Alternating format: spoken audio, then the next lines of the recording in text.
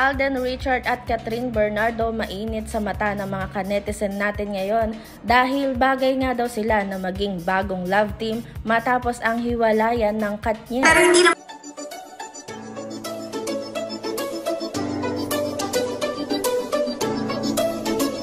Hello mga kamarites! Welcome back to my YouTube channel. Ito na ang ating latest chika for today's video.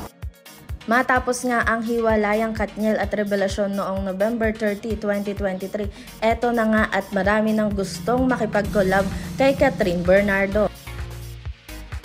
Eto nga mga kamarites, ang isa sa mga pinaka-siniship ng mga Catherine fans ay si Alden Richard.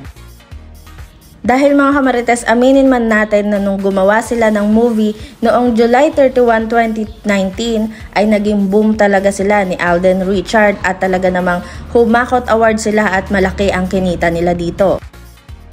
Isa pa nga daw dyan ay parang simple lang daw ang chemistry nila na parang baka nga daw si Alden Richard na ang destiny ni Catherine Bernardo.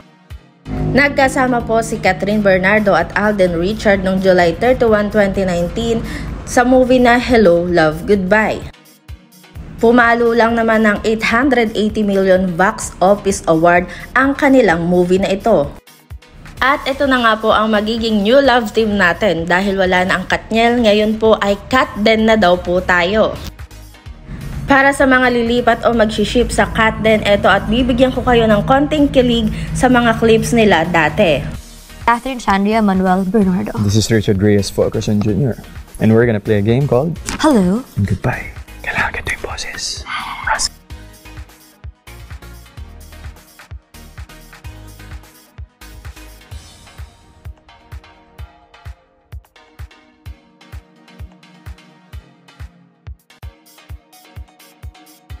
So mga kamarites, comment down below kung kayo ba ay kinilig o Katden or Katniel fans pa rin kayo. So yun lamang po mga kamarites ang aking chika for today's video.